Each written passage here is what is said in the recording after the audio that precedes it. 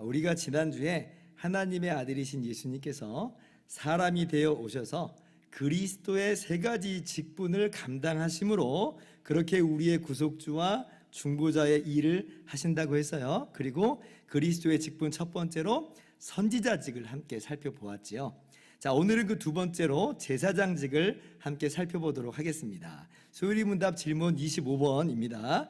그리스도께서는 어떻게 제사장의 직분을 행하십니까? 우리의 구속자로서 어떻게 제사장의 직분을 행하시는가 묻는 거예요. 답을 여러분 같이 읽습니다. 시작.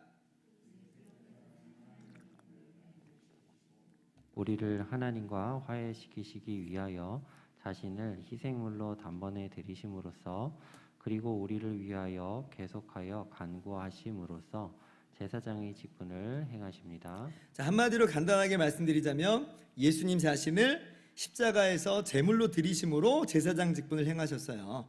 그리고 그 효력으로 인하여서 우리의 모든 죄값이 다 지불된 것이고 하나님과 화해하게 되었다.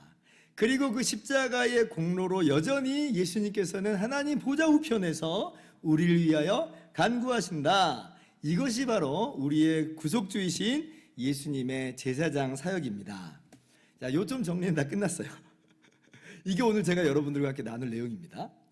그런데 이제 그 가운데 담긴 그 깊은 의미들을 우리가 말씀을 통해서 좀 더 깊게 한번 살펴보고 나누도록 합시다.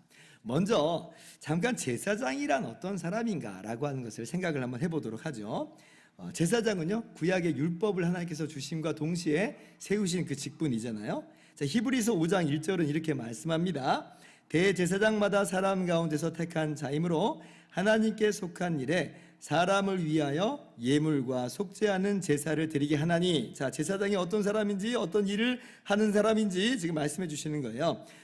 제사장은요, 보세요, 사람들 가운데서 택함을 받아 임명된 사람이에요. 그죠? 자, 여러분, 사람들 가운데서 택했다고 하는 것은 자신도 그 사람들과 똑같은 사람으로서 이 사람들을 대표한다는 의미가 있습니다. 예를 들면 대통령도요, 우리나라 사람 중에서 나오는 거지 뭐 외국인이 우리나라 대통령이 될 수는 없잖아요. 대표성을 부여하기 위해서는 동질성이 지금 요구가 되는 거예요. 자, 그런데 그렇게 백성들을 대표하는 사람을 누가 임명해요? 자기가 뭐 하고 싶다고 해서 손 들고 나오면 다 이렇게 할 수 있는 거예요? 아니죠. 임명을 받아야 돼요. 누가 임명해요? 왕이 할 수 있는 것도 아니에요. 누가 해요? 하나님이 임명하시는 거죠. 하나님께서 그래서 레위 지파 아론을 택하셔서 제사장이 되게 하셨잖아요. 그리고 그 제사장 직분이 그 아들들에게로 이어지게 하셨습니다. 자, 그럼 어떤 일을 하라고요? 어떤 일을? 사람들을 위해 하나님께 속한 일을 하라고. 자, 그리고 그 일이 무엇인지 좀 더 자세히 말씀이 설명해 주고 있죠. 예물과 속죄하는 제사를 드리는 일이다. 이것만 있는 건 아닙니다만은 이것이 대표적인 제사장의 일이라고 하는 거예요. 그러므로 자, 제사장 어떤 사람인가? 사람들의 대표자로서 사람들을 위해 하나님께 속한 일을 한 사람입니다. 특별히 어떤 일이요? 예물과 속죄하는 제사를 드리는 사람인 거죠. 그런데 여러분 보세요. 자, 이러한 예물 드리는 일, 속죄 드리는 일이 사람들을 위하는 거라고 했잖아요. 왜 그럴까요, 여러분? 왜 이런 직분이 필요한 걸까요? 뭐 아무나 직접 하나님 앞으로 나가면 안 되는 거예요? 한번 생각해 보세요. 왜 안 될까요? 왜요? 왜 그래요? 여러분, 아무나 하나님 앞에 그냥 나갈 수가 없는 거예요. 왜냐하면 우리 모든 사람들은 하나님 앞에서 다 더럽혀진 죄인들이기 때문에 그렇습니다. 하나님 보시기에 우리 전부 다 죄인들이에요. 우리가 서로를 볼 땐 누가 더 낫고 누가 못하고 그렇게 생각은 할 수 있을지언정 하나님 보시기에는 그렇지 않아요. 모두 다 죄로 얼룩져진 그런 죄인들이다. 그러므로 의로우신 하나님께서 죄인의 그 어떤 예물을 받으시겠습니까? 그 어떤 제사를 받으시겠습니까? 받지 않으시죠. 받지 않으실 뿐 아니라 도리어 죄인인 우리 사람들은 하나님의 의로우신 심판을 피할 수가 없어요. 하나님의 의로우신 심판을 받을 수밖에 없는 거예요. 그러므로 사람들이 자기가 하나님 앞에 그냥 나갈 수 있다고 해서 나갈 수 있는 게 아니에요. 불가능해요. 그러므로 하나님께서 사람들을 위해 사람들을 대표하는 제사장이라는 직분자를 세우신 거죠. 그리고 제사장은 사람들을 대표해서 하나님께 속죄 제사를 드림으로 하나님께서 사람들의 죄를 용서하세요. 그리고 제사장은 그 속죄의 그 효력하에 사람들이 드리는 예물을 하나님께 올려드립니다. 하나님께서 그래서 그 예물을 기뻐 받으시죠. 그리고 그렇게 이제 제사장이 하나님께 속죄 제사를 드리고 예물을 드리잖아요. 자, 그러면 하나님께서는 죄를 용서하시고 기쁘게 받으세요. 그럼 이제 제사장이 어떻게 하냐면 그러한 하나님께서 주시는 은혜와 평강을 이제 백성들에게, 이스라엘 백성들에게 선포하는 일을 합니다. 민수기 6장 22절부터 27절을 보면 이제 하나님께서 제사장들에게 이스라엘 백성들을 이렇게 복을 주어라 이렇게 말씀을 하는 내용이 나와요. 자, 교독합시다. 여호와께서 모세에게 말씀하여 이르시되 아론과 그의 아들들에게 말하여 이르기를 너희는 이스라엘 자손을 위하여 이렇게 축복하여 이르되 여호와는 내게 복을 주시고 너를 지키시기를 원하며 여호와는 그의 얼굴을 내게 비치사 은혜 베푸시기를 원하며 여호와는 그 얼굴을 내게로 향하여 드사 평강 주시기를 원하노라 할지니라 하라. 그들은 이같이 내 이름으로 이스라엘 자손에게 축복할지니 내가 그들에게 복을 주리라. 자, 하나님께서 아론과 그의 아들들, 그러니까 제사장들을 보고 뭐라고 하세요? 여호와 하나님의 이름으로 축복을 하는 거예요. 그러면 하나님께서 복을 주신다는 겁니다. 그래서 제사장들이 백성들을 대표해서 백성들을 위하여 예물과 제사 드리는 일을 하고 그와 연결지어서 그 효력으로 이제 이스라엘 백성에게 하나님의 복을 선포하는 거예요. 레위기 9장 22절 보면 아론이 이제 제사장으로 임명되어서 첫 제사를 드리는 장면이 나오는데 그리고 나서 아론이 백성들에게 그렇게 복을 선포합니다.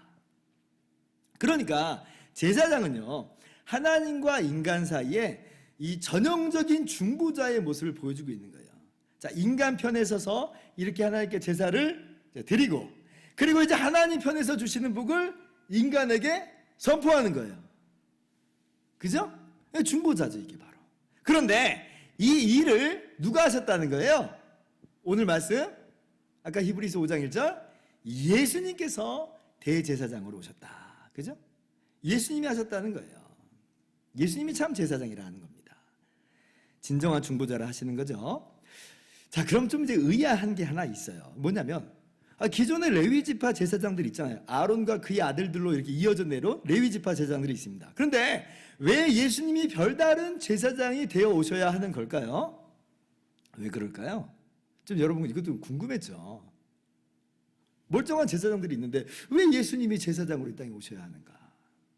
여러분, 만약에 레위 지파 제사장들 본인에게 문제가 없고 그리고 그들이 드리는 제물이 문제가 없다면 어쩌면 혹 그들이 여전히 제사장 직분을 행할 수 있을지도 모르겠어요.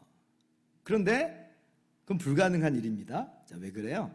첫째, 제사장들 그들 자신에게 문제가 있어요. 둘째, 그들이 드리는 제물에 하자가 있습니다. 하자가 있어요. 자, 성경을 같이 한번 볼까요? 아까 히브리서 5장 1절을 읽었는데 2절과 3절을 또 봅시다. 그가 무식하고 미혹된 자를 능히 용납할 수 있는 것은 자기도 연약에 휩싸여 있음이라. 그러므로 백성을 위하여 속죄제를 드린과 같이 또한 자신을 위하여도 드리는 것이 마땅하니라. 자, 대제사장이 다른 사람들을 용납하는 건 좋아요. 그런데 대제사장은 그럴 수밖에 없다는 게 문제예요. 왜냐하면 자신도 연약함으로 자신도 죄인이기 때문에 그렇습니다. 여러분, 자신도 죄인이다 이 말을 한번 생각을 해보세요. 이미 죄인이에요. 이미 자기도. 그러면 자신부터가, 대제사장 자신부터가 하나님께 나아가는 일이 가능하겠어요? 불가능하겠어요? 불가능한 거예요. 불가능한 거예요. 그런데 자기도 죄인인 주제에 다른 사람들을 위하여서 제사를 드려준다? 아니, 자기부터가 죄인인데 어떻게 그럴 수가 있어요? 그래서 구약 성경을 보면 대제사장이 먼저 자신을 위해 속죄 제사를 드립니다.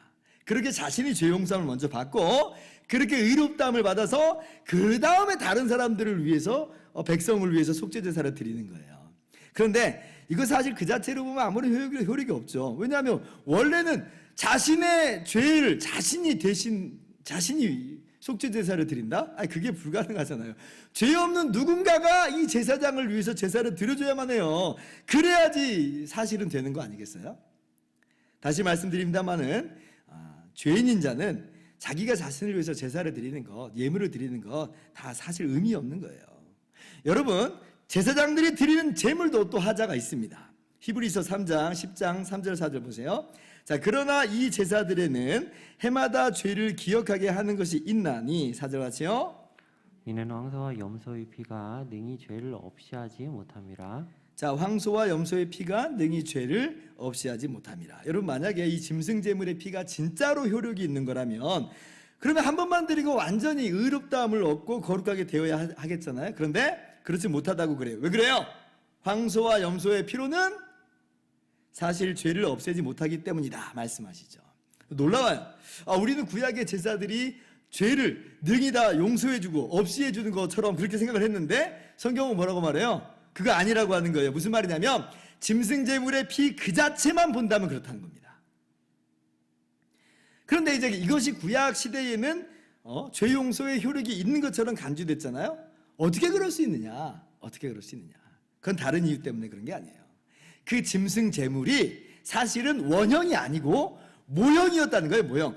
참 제물의 모형이고 그림자라면 효력이 있는 거예요. 짐승제물 그 자체의 효력이 아니라 이 원형 때문에 이 모형의 효력이 발생하는 거죠. 제사장도 마찬가지예요. 대제사장이 죄인인 주제예요. 어떻게 사람들을 위해서 제사를 드릴 수 있어요? 근데 그것이 가능하다라고 말하는 것은 이것이 모형이고 사실은 진짜 제사장의 원형이 있다는 거예요. 이 원형 때문에 모형이 의미가 있게 되는 것이다 라고 하는 겁니다. 그래서 히브리서를 보면요, 구약의 제사 제도를 가리켜서 계속해서 비유다, 모형이다, 그림자다, 계속해서 그렇게 말씀을 해요. 히브리서 9장 9절 대표적으로 제가 한 구절 한번 갖고 와봤습니다. 자, 이 장막은 현재까지의 비유니 이에 따라 드리는 예물과 제사는 섬기는 자를 그 양심상 온전하게 할 수 없나니. 자, 구약의 제사 제도를 비유라고 하죠. 그래서 거기서 드리는 인간 제사장과 인간 제사장이 드리는 짐승의 제물 그 자체로는 사실 섬기는 자를 완전하게 깨끗하게 못한다는 거예요. 8장 5절부터 사실 나오는 내용인데 거기 보면은요, 그들이 섬기는 것은 하늘에 있는 것의 모형과 그림자다. 여러분 한번 보세요. 8장 5절 그죠? 9장 23절도 보세요. 이 장막은요 하늘에 있는 것의 모형이다. 그죠? 10장 1절 율법은 장차 올 좋은 일의 그림자일 뿐이요 참 형상이 아니므로. 그러니까 히브리서가 내내 이야기하는 것은 지금 구약의 제사 제도는 비유다, 모형이다, 그림자다, 원형이 사실 있다는 거예요. 그러므로 이 비유와 모형과 그림자의 효력은 오직 실체에 의지하여서만 효력이 있는 겁니다. 실체를 빼버리면 아무 의미 없는 거예요. 자, 그럼 그 실체가 누구냐? 누구예요? 예수님이 바로 참 제사장이고 예수님이 참 제물이신 거예요. 구약의 제사 제도는 예수님을 보여주는 그런 내용들이라 하는 거죠. 그래서요, 예전에 성경 공부할 때 제가 이런 말씀을 드렸더니 어떤 분이 이런 이야기를 처음 들었는지 좀 당황하시더라고요. 이분은 그냥 아마 구약 따로 신약 따로 이렇게 이해해왔던 것 같아요. 그래서 구약 시대에는 짐승 제사로 죄 용서받고 신약 시대에는 예수님의 십자가로 죄 용서받는 것이다, 이런 식으로 생각을 했던 거죠. 그냥 아주 쉽게 정말 단순하게 생각한 거예요. 처음에는 그럴 수 있어요. 처음에는. 그런데 그렇게 끝나서는 안 됩니다. 점점 더 깊게, 점점 더 바르게 들여다볼 수 있어야 돼요. 그게 신앙이 성장하는 거니까. 여러분, 구약의 제도는요 전부 다 예수 그리스도의 십자가의 모형이에요. 이런 관점으로 여러분이 구약을 보아야 돼요. 히브리서가 이걸 요구하고 있어요. 그렇게 성경을 더 풍성하고 바른 관점으로 읽어나가실 수 있기를 바랍니다. 자, 그래서 아무튼 예수님께서는 레위지파 제사장들이 있음에도 불구하고 레위지파에 속하지 않는 별다른 제사장으로 오신 거예요. 레위지파 제사장으로는 그 제사제도로는 실제로 죄 용서받는 그런 사역이 이루어지는 것이 아니라고 하는 거죠. 그래서 예수님께서는 별다른 제사장으로 오셔서 예수님이야말로 레위지파 제사장과 그 짐승 제물의 원형임을, 실체임을 분명하게 드러내신 것입니다. 그래서 예수님이 참 제사장이 되셔서 이렇게 사람 편에 서서 사람을 위하여 속죄 제물과 예물을 드리시고, 그리고 이제 하나님의 복을 사람에게 선포하시는 거예요. 예수님이. 이 내용이 바로 오늘 우리가 함께 읽은 본문 말씀 속에 고스란히 나오는 거예요. 다시 한번 우리 봅시다. 히브리서 9장 11절부터 15절까지인데 말씀을 그냥 계속 띄워놔 주세요. 11절 봅니다. 그리스도께서는 장차 좋은 일의 대제사장으로 오사 손으로 짓지 아니한 것, 곧 이 창조에 속하지 아니한 더 크고 온전한 장막으로 말미암아. 자, 예수님께서 레위 지파가 아닌 별다른 대제사장으로 오셨다. 그죠? 그래서 성소에 들어가서 제사장의 사역을 감당하는데, 그런데 레위 지파 제사장들이 봉사하고 있는 그 장막, 그 성소가 아니죠. 아니에요. 어떤 성소예요? 하늘에 있는 진짜 성소, 원형으로 들어가신 거예요. 그도 그렇게 하나님께서 진짜 참으로 계신 곳이 그곳이 성소잖아요. 이 땅에 있는 성소는 그 모형에 불과한 겁니다.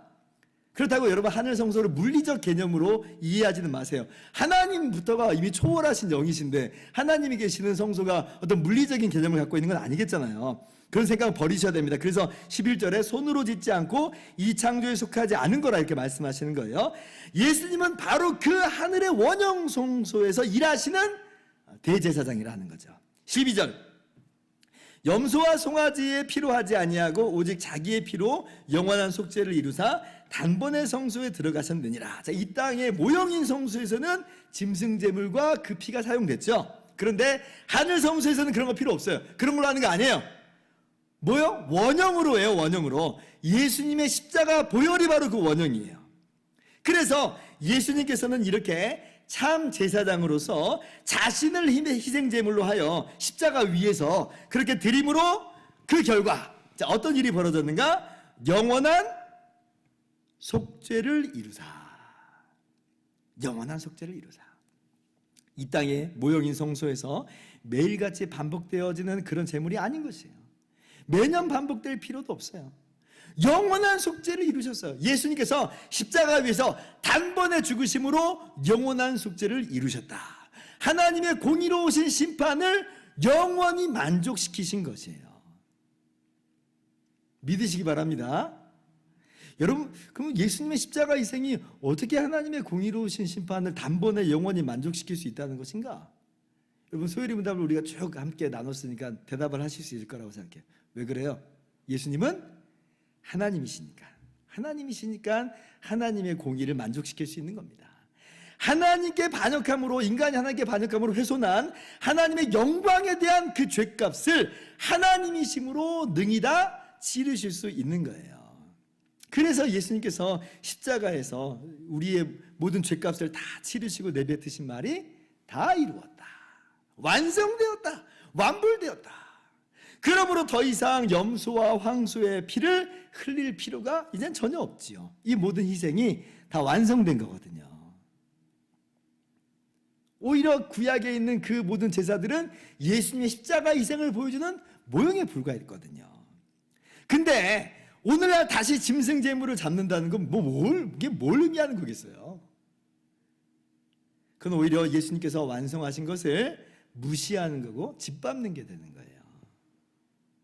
심지어는 예수님의 희생 제사조차도 반복될 필요가 없습니다. 왜냐하면 예수님의 단번에 죽으심으로 영원히 다 이루셨는데 예수님이 또 죽으실 필요가 있어요, 없어요? 없는 거예요, 없는 거예요. 그래서 종교 개혁자들이 이 로마 카톨릭의 미사를 그렇게나 반대한 이유가 바로 여기 있습니다. 천주교는요, 우리가 아는 성찬을 미사라고 하죠.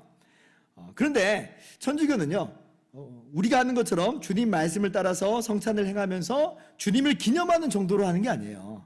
천주교는 그 미사 가운데 예수님의 희생제사가 실제 반복되는 것으로 가르쳐요. 실제 희생제사가 미사 때마다 반복돼 버려요. 한마디로 미사 때마다 예수님 죽는 거예요. 그렇게 생각하면 사람들에게 더 짜릿한 감동이 있을지는 모르겠어요. 아니, 지금 또 죽는다고 하니까. 그러나 그건요, 오히려 예수님께서 단번에 완성하신 희생제사를 부인하는 것이 돼버려요. 완전히 반성경적인 발상인 거예요. 그래서 종교개혁자들이 천주교의 미사를 그렇게 반대한 거예요. 예수님의 십자가는요, 단 한 번의 희생이고 그로 말미암는 속죄는 영원한 속죄라고 하는 것을 여러분 말씀 속에서 다시 한번 확신하시기 바랍니다. 자, 13절, 14절 봅시다. 자, 염소와 황소의 피와 및 암송아지의 죄를 부정한 자에게 뿌려 그 육체를 정결하게 하여 거룩하게 하거든. 14절 같이요. 영원하신 성령으로 말미암아 흠없는 자기를 하나님께 드린 그리스도의 피가 어진 너희 양심을 죽은 행실에서 깨끗하게 하고 살아계신 하나님을 섬기게 하지 못하겠느냐. 자, 이 땅의 모형인 성소에서 이루어진 희생제사도 소위 죄를 사해 주는 것으로 일컬어졌는데요. 그 원형인 예수님의 십자가 보혈이 흘려졌는데 어떻다는 거예요? 능히 우리를 모든 죄에서 용서하시고 깨끗하게 하신다는 거예요. 우리는 이미 예수님의 십자가로 깨끗해진 존재들입니다. 자, 그러므로 우리는 이제 어떻게 할 수 있냐면 하나님 앞에 설 수 있다는 거죠. 하나님을 섬길 수 있는 자들이 되어버린 거예요. 전에는 그럴 수가 없었어요. 전에는 우리가 우리 죄로 인해서 하나님께 반역하여 원수가 된 자들이었어요. 원수가. 그런데 예수님의 십자가 피로 하나님의 공의가 만족됐고, 그렇게 공의가 만족된 것으로 하나님이 우리와 화해하여 주신 거예요. 우리가 하나님 앞에 능히 설 수가 있게 됐어요. 하나님을 섬길 수 있는 존재가 돼버린 거예요. 예수님의 속죄가 영원해요. 그에 기반한 하나님과의 화해도 영원합니다. 완전한 거예요. 완성된 거예요. 만약에 속죄가 영원하고 완전한 속죄가 아니라면 하나님과의 화해도 화해했다가 다시 원수가 됐다가 화해했다가 원수 됐다가 이 변화가 되는 걸 거예요. 그죠? 그러나 예수님의 속죄는 영원한 속죄고 완성된 속죄니 그로 말미암는 하나님과의 화해도 영원한 화해다. 영원한 화해다. 여러분 신앙생활할 때 때때로 우리가 하나님과 진짜 화해한 게 맞나? 라는 두려움에 휩싸일 때가 있어요. 그래요 안 그래요? 그렇잖아요. 여러 가지 이유 때문에 그렇습니다. 먼저는 우리가 매일같이 맨날 죄 짓고 사니까 분명히 죄 용서 받았는데 또 똑같은 죄 가운데로 넘어지는 걸 보면 아이고 내가 지금 나 혼자만의 착각이었나 막 이런 생각이 번뜩 들어요. 이렇게 반복되어 죄 짓는 꼴을 보니까 아 진짜 내가 죄사함 받은 사람이 맞는가 막 이런 두려움이 막 들어요. 또 때로는 인생에 많은 어려움과 시련이 찾아올 때면 내가 아직도 완전하게 죄 용서 받은 사람이 아닌 것은 아닌가, 하나님께 벌 받는 것 아닌가, 이런 두려움이 막 든다는 거예요. 그러니까 뭐 우리가 하나님과 영원히 화해했는지 막 헷갈릴 때가 있는데 그러나 오늘 말씀을 믿으세요. 말씀 믿으세요. 그래서 우리가 다시 십자가의 공로 의지에서 회개하는 것까지는 좋은데, 근데 어떻게 우리가 잘못 나가기 마련이냐면 하나님과 화해하기 위해서 뭔가 내가 하려고 들어요. 내가 하려고 들어요. 뭐 하나님께 무슨 감정을 풀어드려야 되는 건 아닌가? 뭐 내가 뭔가 좀 열심을 내야 되나? 뭐 무슨 봉사를 해야 되나? 뭐 희생을 내가 해야 되나? 이래야지 하나님께서 나하고 화해해 주실까? 이러한, 그래서 자기 공로와 자기 행위로 결국은 하나님과 뭐 앙금을 풀어보려고 그런 식으로 잘못 나가버리게 되는 거예요. 근데 여러분 그게 십자가를 짓밟는 거예요. 왜요? 십자가 위에서 예수님이 영원한 속죄를 이루셨잖아요. 그런 말미암는 하나님과의 화해는 영원한 화해거든요. 로마서 5장 1절, 그러므로 우리가 믿음으로 의롭다 하심을 받았으니 우리 주 예수 그리스도로 말미암아 하나님과 화평함을 누리자. 화평을 누려야 되는데 자꾸 근데 내가 화평을 이루어내려고 얻어내려고 감정 풀어드리려고 이런 식으로 접근하는 것은 전혀 비성경적이고 반성경적인 발상이다. 그건 기독교가 아닙니다. 그건 일반 종교, 행위 종교예요. 여러분 은혜를 믿으세요. 예수님 십자가로 말미암는 영원한 죄사함을 믿으시고요. 그로 말미암아 우리가 하나님과 영원히 화해했음을 믿으세요. 하나님은 우리의 영원한 아버지가 되어 주셨습니다. 얼마나 감사해요. 그러니까 그죠? 우리가 하나님께 앙금 풀어드릴 일은 없어요. 그냥 우리는 그 은혜를 감사하면서 회개하면 되는 것뿐이에요. 그리고 하나님께서 주시는 복과 은총을 누리시기 바랍니다. 15절 같이 한번 읽습니다. 시작. 이로 말미암아 그는 새 언약의 중보자시니 이는 첫 언약 때에 범한 죄에서 속량하려고 죽으사 부르심을 입은 자로 하여금 영원한 기업의 약속을 얻게 하려 하심이라. 자, 아담 이래 모든 인류는 깨어진 생명의 언약 가운데 있다 하였어요. 기억나시죠? 생명의 언약, 다른 말로는 순종을 조건으로, 순종이라는 행위를 조건으로 했기 때문에 행위 언약이라고 했어요. 자, 그런데 예수님이 우리 대신해서 우리를 대표하여 십자가라는 완전한 순종을 하셨어요. 그렇게 우리의 중보자가 되신 예수님 안에서 우리는 거저 생명을 얻게 됐다. 이걸 은혜 언약이라고 했습니다. 바로 그 이야기를 하는 거예요. 예수님께서 우리의 중보자요 구속자로서 제사장의 직분을 행하셨기 때문에, 그래서 우리가 거저 죄 용서함 받았고 영원한 생명을 얻게 됐고 영원한 기업, 새하늘과 새 땅을 얻게 된 거예요. 거저 주신 거예요. 이 모든 걸 거저 주셨어요. 얼마나 기쁘고 놀라운 일인지 몰라요. 우리 모두에게 예수 그리스도 안에서 완전한 복이 주어졌어요. 여러분 믿으세요. 그래서 이러한 완전한 복을요, 예수님께서 부활하신 후에 제자들에게 찾아오셔서 선포하실 거예요. 제자들에게 찾아오셔서 뭐라고 처음 말씀하셨어요? 너희에게 평강이 있을지어다. 아까 민수기 6장 22절 한번 그 위에 올려다 보세요.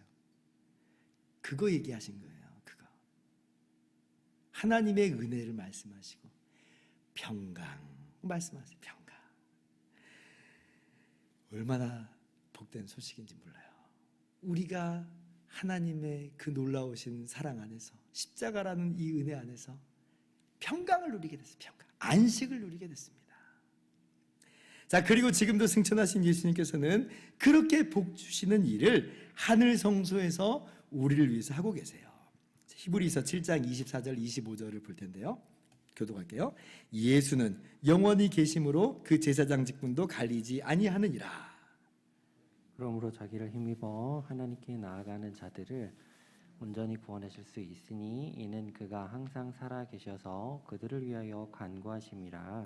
예수님께서 지금 이 땅에서 십자가에서 죽으시고 부활하신 것으로 다 끝내고 이제 팔짱 끼는 어떤 그런 모습을 성경이 그려주진 않아요. 부활하셨어요. 그래서 승천하셨어요.